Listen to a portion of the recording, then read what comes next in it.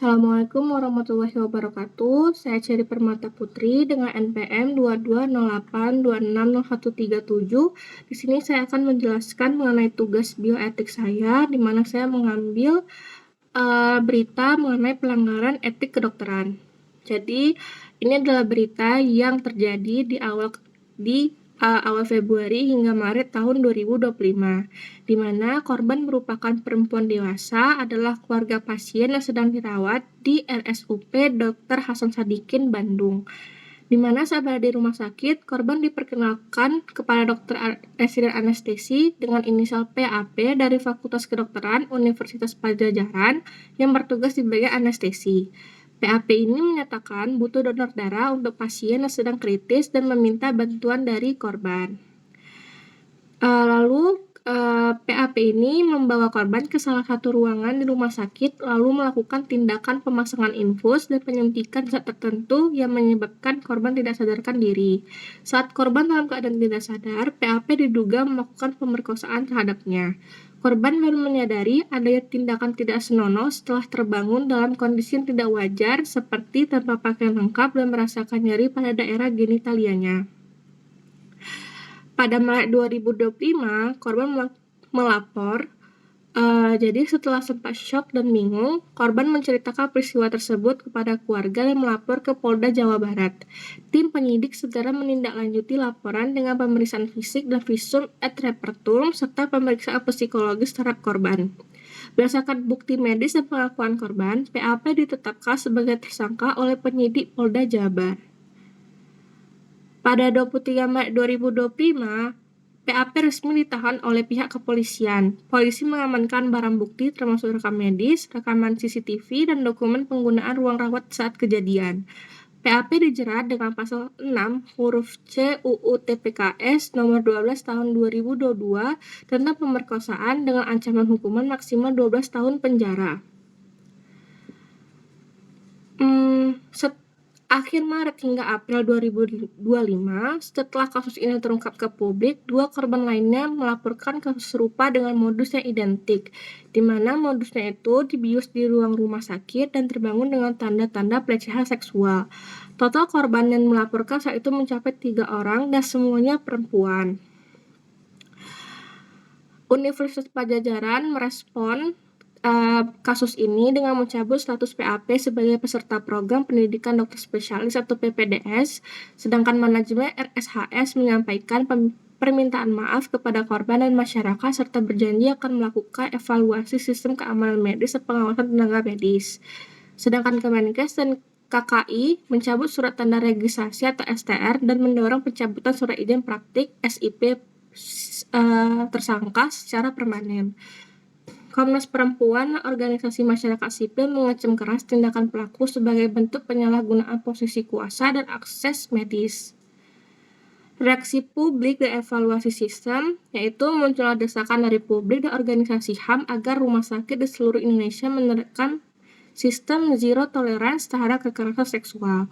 Aktivis dan pakar etika kedokteran menilai bahwa kasus ini menunjukkan kegagalan supervisi dan evaluasi karakter calon dokter, terutama pada program pendidikan spesialis. Kasus ini juga mendorong evaluasi terhadap pengawasan residen di rumah sakit pendidikan serta pentingnya kehadiran pendamping atau tenaga perawat saat pemeriksaan sensitif.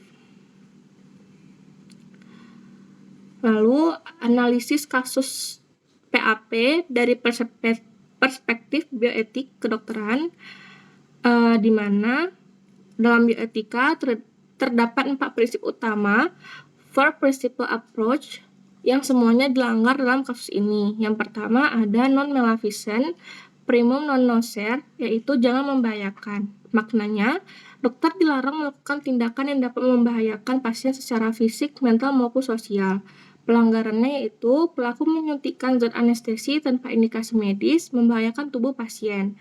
Tindakan pemerkosaan menyebabkan trauma psikologis berat dan kerugian fisik, di mana ini adalah pelanggaran berat terhadap prinsip dasar kedokteran do no harm.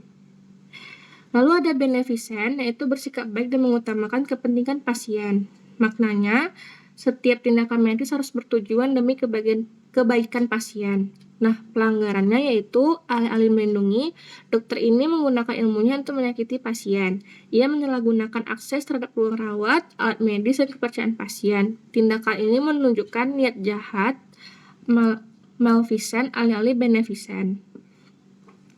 Lalu ada autonomi, yaitu menghormati hak dan persetujuan pasien. Maknanya, pasien berhak atas informasi perlindungan tubuhnya dan persetujuan sebelum tindakan medis, yaitu informed consent. Pelanggarannya itu, korban dibius tanpa persetujuan, tanpa informed consent. Pemerkosaan adalah bentuk pelanggaran paling ekstrem terhadap otonomi tubuh seseorang, di mana dokter ini melanggar privasi dan kedaulatan tubuh pasien.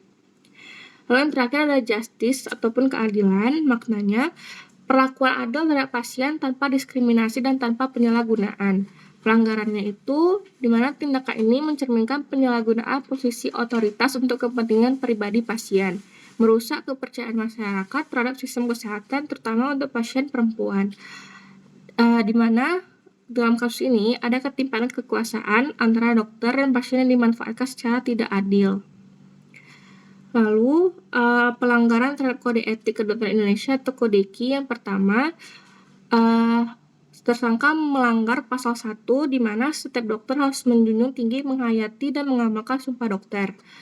Pasal 4, setiap dokter dalam melakukan praktik kedokteran harus memberikan pelayanan medis sesuai dengan standar profesi dan standar prosedur operasional serta kebutuhan medis pasien.